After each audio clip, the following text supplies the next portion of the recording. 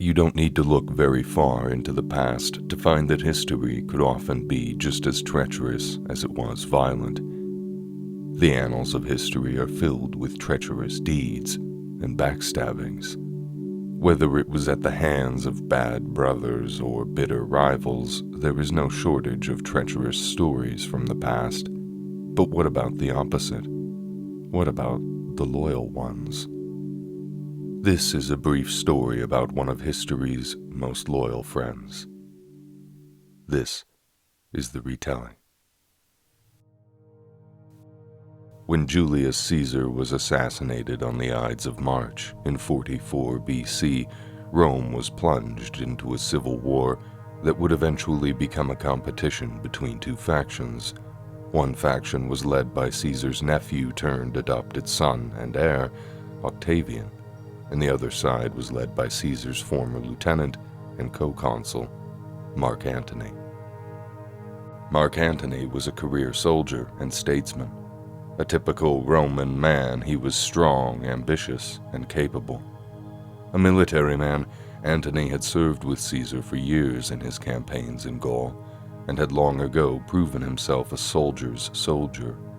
But that wasn't all. Having served as consul of Rome, Antony was an experienced Roman politician. For many in the Eternal City at the time, Antony was the clear answer, the clear successor to Caesar. Then there was Octavian. Brilliant and cunning, wise beyond his years, Caesar's nephew was a skilled administrator and a Machiavellian statesman. In addition to his wisdom and his natural talents, Octavian was also Caesar's heir, a title that bore no small significance. All of that being said, there was one downside. Octavian was no soldier, nor was he a fighting man. On the contrary, he was quite sickly and frail.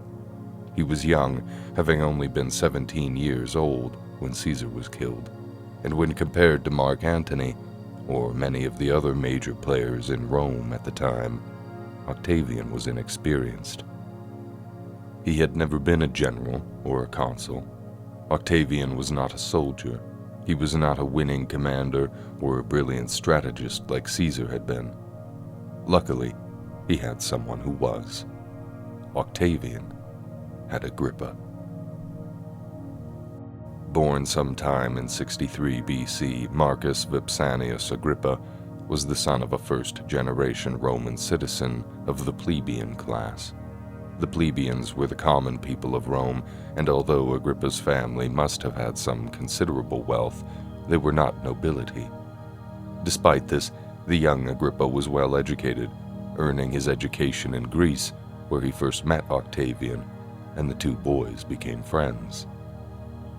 Later on, during Caesar's wars, Agrippa may have fought for Caesar against Pompey's son at the Battle of Munda. In any case, he was well liked by Caesar. With his robust frame and character and his proven skill in battle, Agrippa made a fine counterpart to the smart, albeit sickly, Octavian. When Caesar was assassinated in 44 BC, Octavian was suddenly catapulted to the very front of the center of Roman politics, and Agrippa went with him. Fortunately for the two young men, the war with Mark Antony was still a few years away, meaning they would have a little time to gain some experience before going head-to-head with one of Rome's most popular statesmen. That war could wait, because Caesar's killers were still alive and they had to be brought to justice. These assassins were major players in the Roman political world, and taking them down would be a serious job for a serious statesman. Agrippa was up to the task and was challenged with the case against Gaius Cassius Longinus, a prominent leader in the assassination plot and brother to the assassin Brutus. As a side note, Cassius would go on to be featured in the Divine Comedy as one of the three souls forever being chewed and eaten by Satan himself. To grant Agrippa a little more authority in Rome, he was made tribune of the plebs, a prominent office that granted him access to the Senate. Agrippa's loyalty to his friend Octavian was beginning to pay off. with his first major political office being granted to him before he was even 25 years old. This was just the beginning of Agrippa's stunning political career in service of Octavian. He would next go on to be appointed urban praetor of Rome, a magisterial position that was something like a military commander and a city governor combined. In this, as in all other things, Agrippa proved himself capable, carrying out his duties to the city and also leading legions against Octavian's enemies when they invaded Italy in the summer of 40 BC. In the 4 years since Caesar had been killed, Agrippa had advanced and been promoted to positions well above his status, and he had always proven himself effective and loyal. Agrippa was then made governor of Transalpine Gaul, where he continued to prove himself. First, he quashed a rebellion. Next, he took up arms against the Germans and led the armies himself across the Rhine, the first Roman general to do so since Caesar himself. While Caesar's heir, Octavian, was busy making his name in the heights of the Roman political world, Agrippa worked the sidelines unwaveringly, always furthering the interests and the motives of his old friend. Grateful and relieved by his friend's successes, Octavian wished to grant Agrippa a triumph. This would have been a bold move, as not only was Agrippa a common man, he was also only 26 years old. In any case, the loyal Agrippa turned down the offer of a triumph. As time went on and Octavian's star continued to rise, so too did Agrippa's. In the year 36 BC, when Rome's navy was defeated and in crisis, it was Agrippa who rebuilt the fleet and led it to victory against Octavian's enemies. For this, Agrippa was honored still further, being granted a golden crown decorated with naval motifs. Then, he was made a consul of Rome. When war broke out between Octavian and Mark Antony, it was Antony who held the advantage. Although Octavian was in control of Italy and the city of Rome itself, Mark Antony, along with the Egyptian queen Cleopatra, held Egypt, Rome's breadbasket. In addition to this, they controlled all of Rome's eastern provinces, rich in resources and manpower. All of this while back in Rome itself, Antony still had his supporters. For an experienced soldier-statesman like Antony, a war against the relatively untested Octavian must have seemed an easy conquest. He was wrong. Octavian had Agrippa. While Octavian used politics and rhetoric to shatter Antony and Cleopatra's reputation in Rome, Agrippa led Octavian's armies to victory after victory against the forces of Antony and Cleopatra, destroying them on land and at sea. This isn't to say that Octavian was unwilling or unable to lead his own armies. At the crucial naval engagement known as the Battle of Actium, Octavian commanded his fleets himself, although Agrippa was there, commanding his own wing of ships.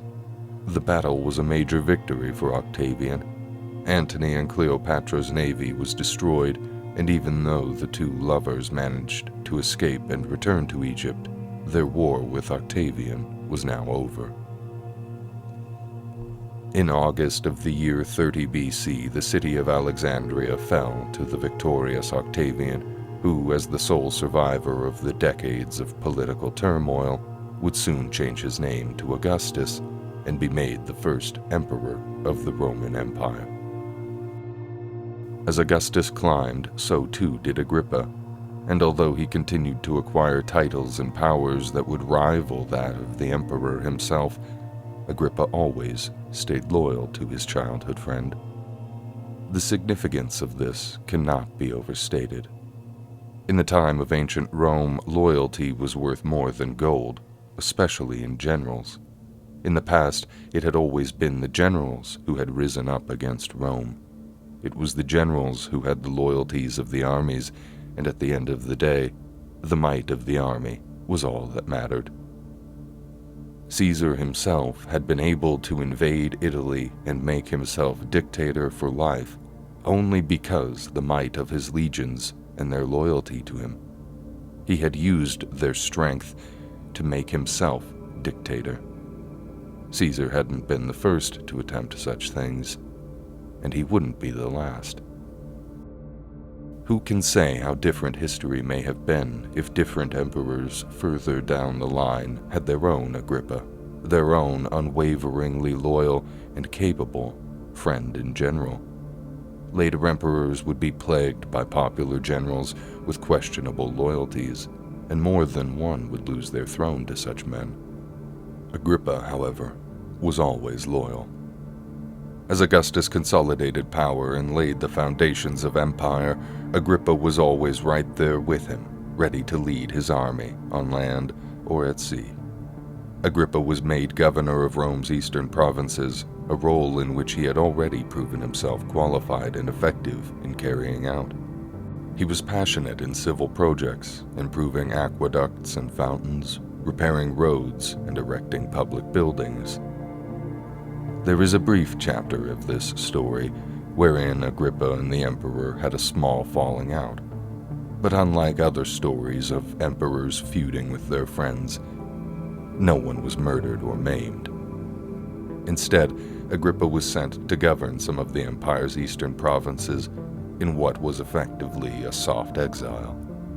But this didn't last long. Soon, Augustus realized his mistake in sending Agrippa away, and it wasn't long before he was asked to return to Rome, and he did so graciously. In the following years, Agrippa would receive still more titles and promotions, always increasing his power and status. And while Agrippa and Octavian were both good at their jobs, not all was perfect within the empire. For all his skill and talent in consolidating power and administering his empire, there was one issue that Augustus could not hurdle. Namely, he had no heir. While the emperor did have a natural-born daughter called Julia by his second wife Scribonia, he had never been able to father a son, which, in the society of ancient Rome, was all that mattered. Furthermore, Augustus knew the heir to the Roman Empire could not be a child. The heir would have to be a skilled, qualified man. Augustus himself had been Caesar's heir when he was nothing more than a child, and Rome had been plunged into years of civil war. Fortunately for the aging emperor, he had someone he could count on: Agrippa. In the year 21 BC, the emperor's only daughter, Julia, was married to Agrippa, and the latter was named Augustus's heir. A life of loyalty and service to Augustus had raised a common man from modest means to heir to all of the Roman Empire. It had given him powers and titles that rivaled that of the emperor's own, and elevated him to the highest halls of power, even marrying him to the emperor's own daughter. And in all that time, Agrippa never abused his authority or betrayed his best friend's trust. The marriage between Agrippa and Julia was a fruitful one, with the couple bearing 5 children, 3 sons and 2 daughters. These sons were the grandsons of Augustus, and they were adopted by the emperor. Agrippa's loyalty and service to the empire never faltered. In the following years, he continued building efforts throughout the empire, tending to roads, aqueducts, and even sewer systems. Perhaps his most lasting legacy is in the Roman Pantheon, a building that still stands today and bears an inscription that reads, "Built by Marcus Agrippa, son of Lucius, consul for the 3rd time." In the year 12 BC, while he was leading the emperor's legions in a conquest against territories along the upper Danube, Agrippa died of an illness he had picked up during the winter months. He was 50 years old. The emperor mourned the loss of his beloved friend, spending a fortune on the funeral celebrations and having Agrippa's remains moved into his own mausoleum. So passed one of the most loyal friends and capable generals the world had ever known. Agrippa had won titles and honors that made him second only to Augustus himself, and never once did he abuse such authority. He was a brilliant general, a dedicated public servant, and perhaps, above all, a loyal friend.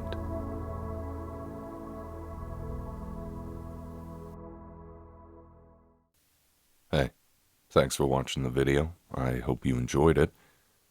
Like I said in the intro, there are plenty of dark, treacherous stories throughout history, stories of betrayal and treachery. But there are also stories like these, good stories of loyal friends or partners who never wavered in their dedication. There are more stories of the loyal ones out there, and maybe I'll cover them more in the future. Anyways, thanks to those of you who make it this far into the videos. Please consider leaving a like or commenting to let me know what you thought of Agrippa and Augustus. I'll see you in the next one.